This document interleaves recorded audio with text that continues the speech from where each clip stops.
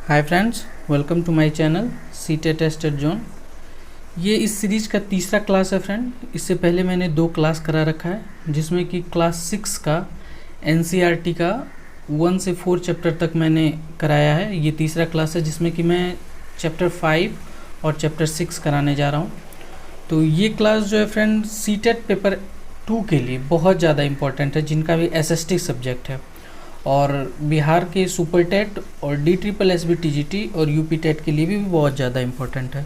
तो आप मेरे इस चैनल पे नए आए हैं तो प्लीज़ लाइक एंड सब्सक्राइब कर दीजिएगा, और इस वीडियो को बहुत ज़्यादा शेयर कीजिए फ्रेंड, क्योंकि ये बहुत ज़्यादा हेल्पफुल वीडियो है जिनका भी एसएसटी सब्जेक्ट है।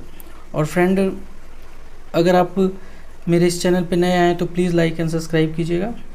और फ्रेंड प्लीज़ पेन और कॉपी लेके बैठिए, क्योंकि बहुत इंपॉर्टेंट सब नोट मैं इसमें आपको बताने जा रहा हूँ। चलिए फ्रेंड स्टार्ट करते हैं, देखते हैं।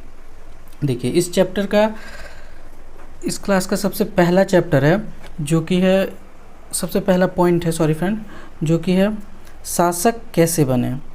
इससे पहले मैं आपको हेडिंग बता दे रहा हूँ कि ये जो चैप्टर है इसका है हेडिंग राज्य, राजा और प्राचीन गणराज्य। ये इसका हेडिंग है, एनसीईआरटी का चैप्टर 5 है। देखिए, अब इसका है कि सबसे पहला पॉइंट शासक कैसे बने। देखिए, अश्वमेध यज्ञ एक ऐसा ही आयोजन था। अश्वमेध यज्ञ एक ऐसा ही आयोजन था। इसमें एक घोड़े को राजा के लोगों की देखरेख में स्वतंत्र विचरण करने के लिए छोड़ दिया जाता था। देखिए, पहले जो राजा हुआ करते थे वो अपनी शौर्य के प्रदर्शन के लिए एक यज्ञ कराते थे। उस यज्ञ का नाम जो था वो अश्वमेध यज्ञ था, और उस अश्वमेध यज्ञ में जो घोड़े को होता था उसको छोड़ दिया जाता था, उसके स्वतंत्र छोड़ दिया जाता था उसके विचरण करने के लिए, कि अगर जो भी इस घोड़े को पकड़ेगा उसको उस राजे से युद्ध करना पड़ेगा, और ये शौर्य प्रदर्शन के लिए होता था। और चलिए मैं इसके बारे में आपको डिटेल बताता हूँ। देखिए, शौर्य प्रदर्शन के लिए छोड़ दिया जाता था।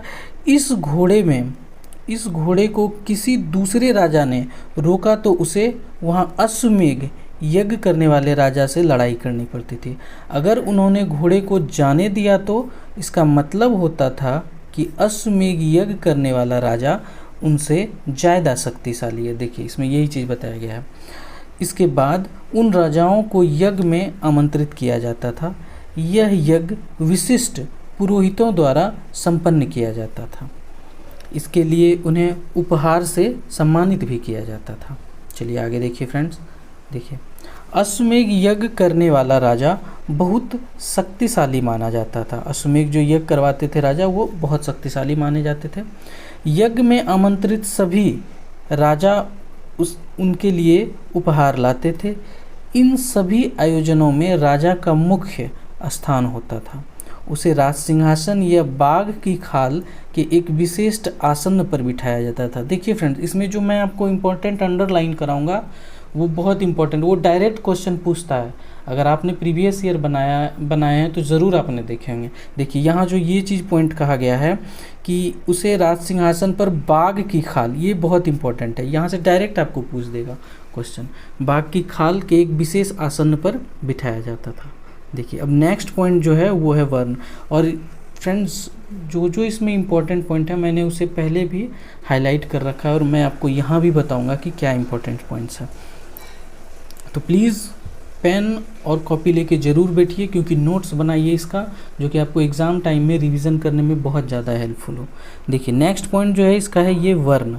देखिए, उस समय 4 सामाजिक वर्ण थे: ब्राह्मण, क्षत्रिय, वैश्य और शूद्र। ये 4 सामाजिक वर्ण थे। वर्णों का काम वेदों का अध्ययन, अध्यापन और यज्ञ करना था।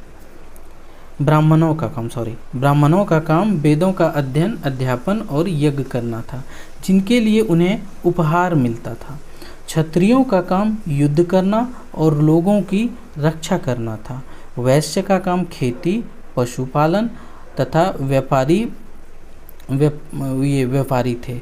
शूद्रों का काम अन्य तीनों वर्णों की सेवा करना था। देखिए, ये वर्ण के बारे में, वर्ण की विशेषता बताया गया था कि 4 प्रकार के वर्ण थे और चारों की क्या क्या विशेषताएं थी। चलिए नेक्स्ट पॉइंट जो आता है फ्रेंड, वो है जनपद के बारे में। देखिए, जनपद के बारे में कहा गया है कि महायज्ञों को करने वाला राजा अब जन के राजा ना होकर जनपदों के राजा माने जाते थे। देखिए क्या कह रहा है कि महायज्ञ के जो राजा थे वो जन के राजा ना होकर अब जनपदों के राजा माने जाने लगे। देखिए जनपद का शाब्दिक अर्थ जन के बसने की जगह होता है। पुरातत्वविदों में इन जनपदों की कई बस्तियों की खुदाई की है। देखिए पुरातत्वविदों में इन बस्तियों की कई जगह खुदाई की है, जिसमें से कि दिया गया है। देखिए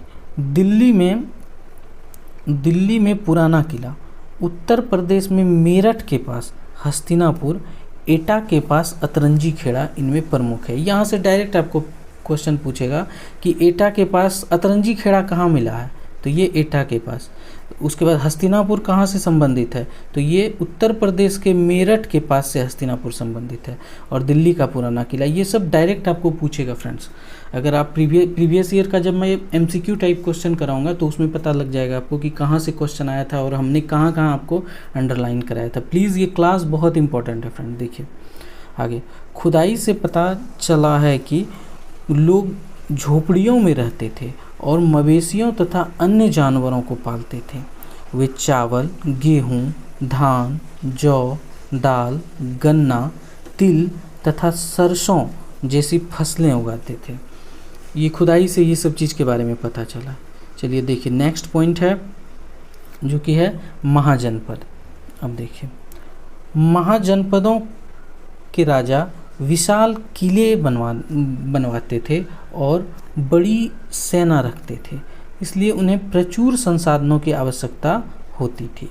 इसके लिए उन्हें कर्मचारियों की भी आवश्यकता होती थी। अतः महाजनपदों के राजा लोगों द्वारा समय समय पर लाए गए उपहारों पर निर्भर न रहकर अब नियमित रूप से कर वसूलने लगे। देखिए महाजनपद, इसके बारे में बताया गया कि महाजनपद के जो राजा थे वे विशाल किले बनवाते थे और उन्हें एक बड़ी सेना की भी ज़रूरत होती थी। इसके लिए उन्हें प्रचुर संसाधन की आवश्यकता होती थी और इसके लिए वे कर्मचारियों की भी आवश्यकता होती थी।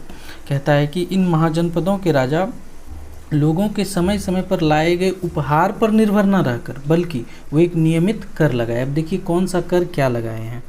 देखिए सबसे पहला इसमें क्या है कि फसलों पर लगाए गए कर, उसके बाद कहा गया है कि कारीगरों पर लगाए गए कर और पशुपालकों के जानवरों या उनके उत्पाद के रूप में कर देना पड़ता था। उसके बाद चौथा कर है कि व्यापारियों के सामान पर कर देना पड़ता था। और पांचवा है कि आखेटकों तथा संग्रहालयों को जंगल से प्राप्त वस्तुएं देनी होती थी।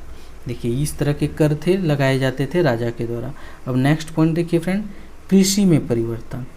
यहाँ से बहुत ज़्यादा इम्पोर्टेंट आपको पॉइंट मिलेगा फ्रेंड। देखिए कृषि में परिवर्तन, इस युग में कृषि के क्षेत्र में दो बड़े परिवर्तन आए। इस युग में दो बड़े परिवर्तन आए। एक तो था कि हल के फाल अब लोहे के बनने लगे। देखिए ये परिवर्तन बहुत ज़्यादा इम्पोर्टेंट था। अब कठोर जमीन को लकड़ी के फाल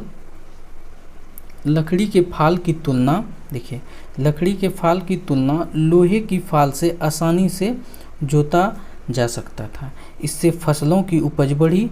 लोगों के धान के पौधे रोपण शुरू किया, अर्थात खेतों में बीज छिड़क कर धान उपजाने के बजाय अब धान के पौधे को तैयार कर रोपण शुरू किया। पहले क्या होता था फ्रेंड कि धान का जो बीज से मतलब कि बुनाई होती, मतलब छिड़क के उस पर उपजाया जाता था। लेकिन अब क्या किया गया, इसमें जो दो परिवर्तन आए, पहला था कि वो जो हल जिसको बोलते हैं वो लकड़ी के ना होकर लोहे का बनाया गया, जिससे कि कठोर भूमि को भी जोत के उपजाऊ बनाया जा सकता था।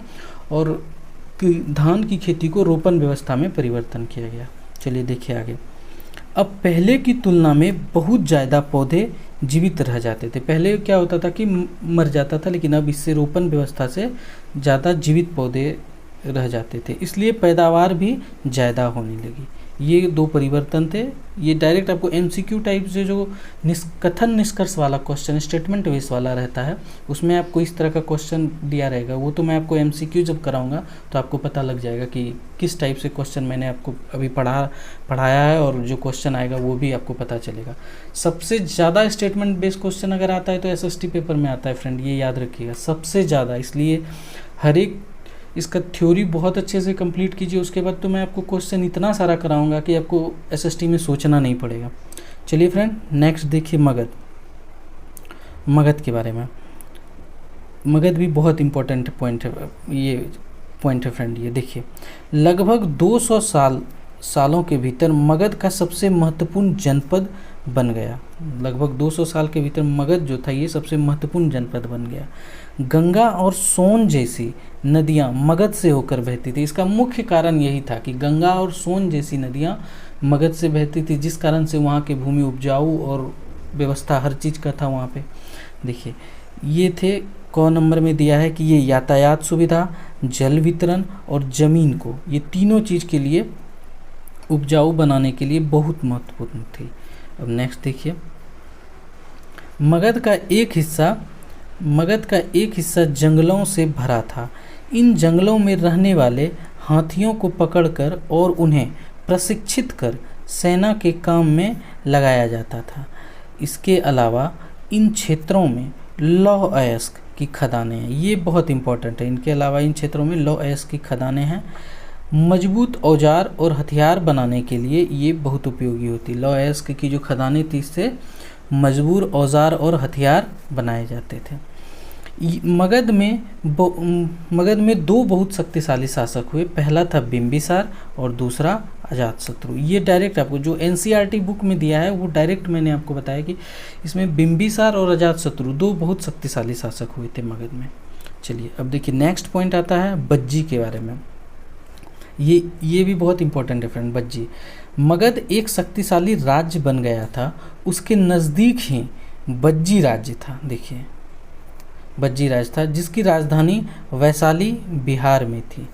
यहाँ एक अलग किस्म की शासन व्यवस्था थी जिसे गण या संघ कहते हैं। ये डायरेक्ट आपको पूछेगा फ्रेंड कि गण या संघ की जो व्यवस्था थी शासन की वो कहाँ पे थी, तो ये बज्जी में थी।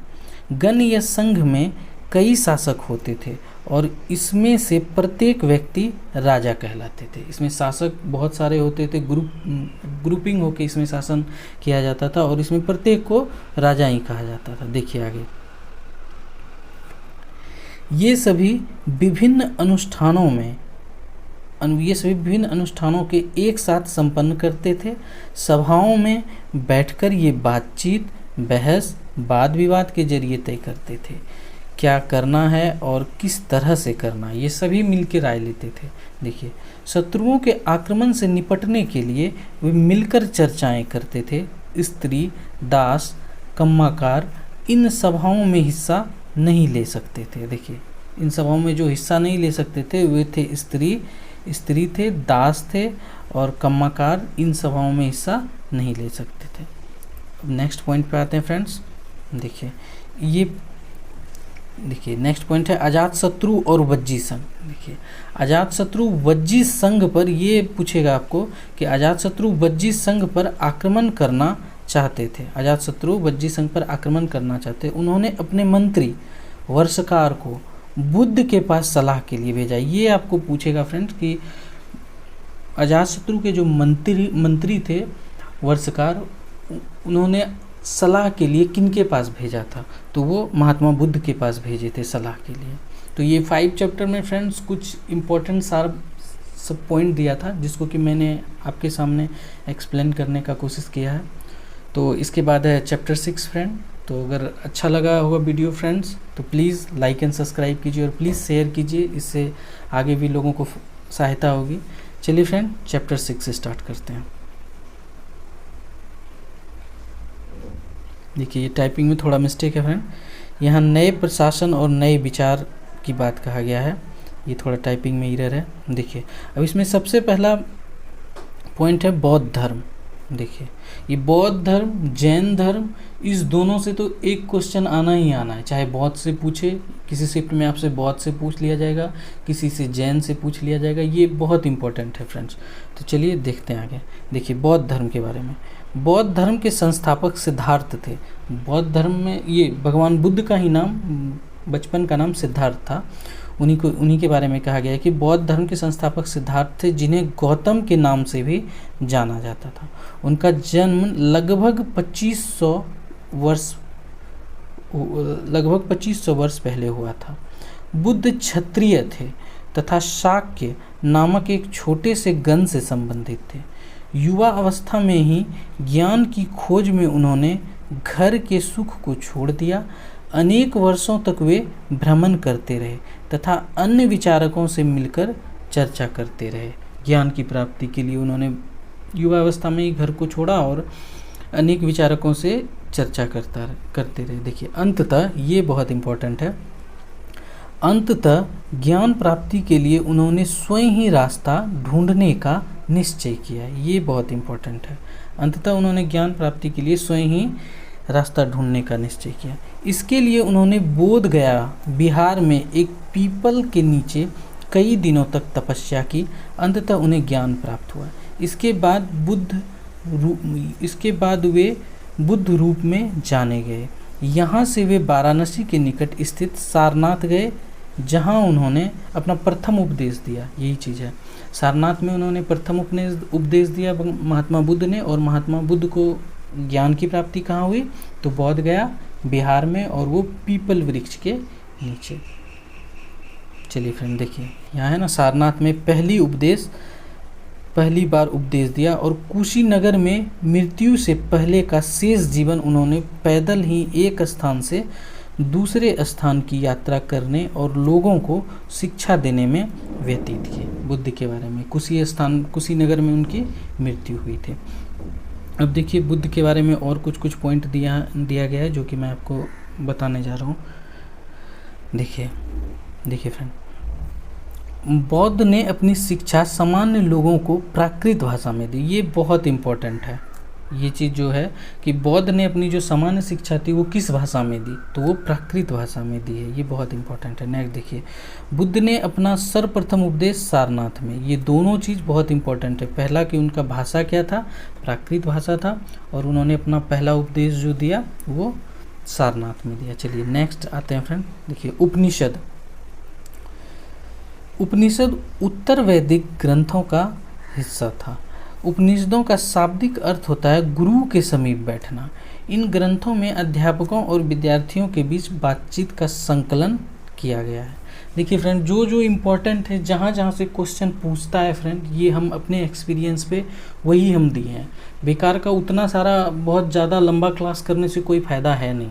उसमें स्टोरी रूप से दिया है मैंने, जो जहाँ से क्वेश्चन क्रिएट होता है मैंने सिर्फ वो उठा के दिया है। इसलिए क्योंकि क्लास छोटा और इम्पोर्टेंट क्लास बनाना था। क्योंकि अगर आप ये वीडियो देखिएगा, उसके बाद मेरा जो MCQ टाइप आप प्रैक्टिस कीजिएगा, तो आपको खुद पता चल जाएगा, या फिर प्रीवियस ईयर, दोनों में से मैं जो बताऊंगा वो तो प्रीवियस ईयर से रिलेटेड और प्रीवियस ईयर ही MCQ कराऊंगा ज़्यादा से ज़्यादा। तो आपको खुद पता चल जाएगा कि मैंने क्या आपको भी पढ़ा रहा है। तो देखिए फ्रेंड, आगे है नेक्स्ट इम्पॉर्टेंट है फ्रेंड। नेक्स्ट पॉइंट है कि बुद्धिमान भिखारी। देखिए ये डायरेक्ट आपको पूछेगा, ये जो बुद्धिमान भिखारी है, जिसमें ऋषि शौनक के बारे में बात कही गई है। बुद्धिमान भिखारी, इनका एक स्टोरी है कि शौनक व अभिप्रतारिणी नामक 2 ऋषि सार्वभौमिक आत्मा की उपासना करते थे। देखिए इसका स्टोरी मैंने नहीं लिखा, आपको मैं बता दे रहा हूँ कि बुद्धिमान भिखारी की जो कहानी है, वो 2 ऋषि रहते हैं, शौनक व अभिप्रतारिणी नामक 2 भिखारी रहते हैं। ये दोनों खाने के लिए बैठते ही हैं अपने कुटिया में कि एक भिखारी आता है और इनसे भीख मांगता है, और खाना सिर्फ यही दोनों के लिए ही था और किसी के लिए नहीं। तो भिखारी कहता है कि आप सार्वभौम की उपासना करते हैं और आप एक भिखारी को यूँ लौटा देंगे अपने रास्ते से। तो वो भिखारी इतना बुद्धिमान रहता है कि उन्हीं के बारे में कहा गया है कि शौनक व अभिप्रतारिणी नामक 2 ऋषि सार्वभौम आत्मा की उपासना करते थे। इसी के बारे में कहा गया। नेक्स्ट पॉइंट देखिए फ्रेंड्स, है पाणिनि के बारे में। देखिए पाणिनि ने संस्कृत भाषा के व्याकरण की रचना की। ये बहुत इंपॉर्टेंट है फ्रेंड्स। आपको डायरेक्ट पूछेगा, सॉरी फ्रेंड्स, देखिए आपको डायरेक्ट पूछेगा कि पाणिनि ने संस्कृत भाषा के व्याकरण की रचना की। उन्होंने स्वरों तथा व्यंजनों को एक विशेष क्रम में रखकर उनके आधार पर सूत्रों की रचना की। ये सूत्र थे बीजगणित के सूत्र। ये सूत्र जो थे ये बीजगणित के सूत्रों से काफ़ी मिलते जुलते थे। देखिए संस्कृत भाषा जो है, पाणिनि ने संस्कृत भाषा में व्याकरण की रचना की, ये बहुत इंपॉर्टेंट है, पूछेगा। और देखिए इनके जो सूत्र थे वो बीजगणित के सूत्र से मिलते जुलते थे। नेक्स्ट आता है फ्रेंड, देखिए जैन धर्म। देखिए ये भी लगभग वही 2500 वर्ष पूर्व जैन धर्म के 24वें तथा अंतिम तीर्थकर वर्धमान महावीर ने भी अपने विचारों का प्रसार किया। वो बज्जी संघ के लिच्छवी कुल के एक क्षत्रिय राजकुमार थे। ये याद रखिएगा, वो बज्जी संघ के लिच्छवी कुल के क्षत्रिय राजकुमार थे। आगे देखिए इनके बारे में कहा गया है कि 30 वर्ष की आयु में उन्होंने घर छोड़ दिया और जंगल में रहने लगे।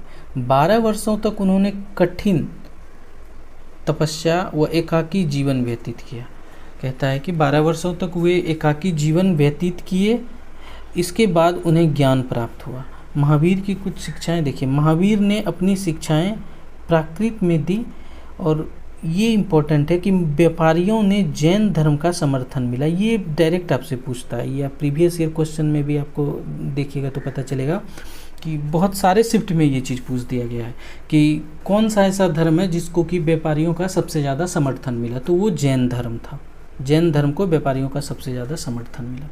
नेक्स्ट देखिए, वर्तमान रूप में उपलब्ध जैन धर्म की शिक्षाएं लगभग 1500 वर्ष पूर्व गुजरात के बल्लाभी नामक स्थान पर लिखी गई थी। ये भी इम्पोर्टेंट है कि जैन धर्म की जो शिक्षाएं थी वो 1500 ईस्वी वर्ष पहले कहाँ पे लिखी गई थी, तो वो गुजरात के बल्लाभी नामक स्थान पे। चलिए देखिए फ्रेंड नेक्स्ट पॉइंट आता है फ्रेंड्स कि जैन शब्द जिन शब्द से निकलता है जिसका अर्थ होता है विजेता। जिन शब्द का अर्थ क्या होता है? विजेता। महावीर के लिए जिन शब्द का प्रयोग हुआ है। ठीक, नेक्स्ट देखिए फ्रेंड, अब आता है संघ। महावीर तथा बुद्ध दोनों का ही मानना था कि घर का त्याग करने पर ही सच्चे ज्ञान की प्राप्ति हो सकती है। ऐसे लोगों के लिए उन्होंने संघ नामक संगठन बनाया जहां घर का त्याग करने वाले लोगों को एक साथ रह सके। संघ में रहने वाले बौद्ध भिक्षु के लिए बनाए गए नियम थे, जैसे विनय पिटक नामक ग्रंथ में मिलते हैं। ये जो नियम है कि संघ में रहने वाले बौद्ध भिक्षु और भिक्षुओं के लिए जो नियम थे वो कहाँ मिलता है? विनय पिटक नामक ग्रंथ में। विनय पिटक से हमें पता चलता है कि संघ में पुरुष और स्त्री के रहने के लिए अलग व्यवस्था थी। ये विनय पिटक ग्रंथ में हमको पता चलता है कि स्त्री और पुरुष के लिए रहने के लिए अलग व्यवस्था थी। चलिए नेक्स्ट पॉइंट पे आते हैं फ्रेंड्स। देखिए नेक्स्ट पॉइंट है विहार। विहार जो है ये जैन तथा बौद्ध भिक्षु पूरे साल एक स्थान से दूसरे स्थान घूमते हुए उपदेश दिया करते थे। केवल वर्षा ऋतु में जब वह यात्रा करना कठिन हो जाता था तो वे एक स्थान पर ही निवास करते थे। ऐसे समय में वे अपने अनुयायियों द्वारा उद्यानों में बनवाए गए अस्थायी निवासों में अथवा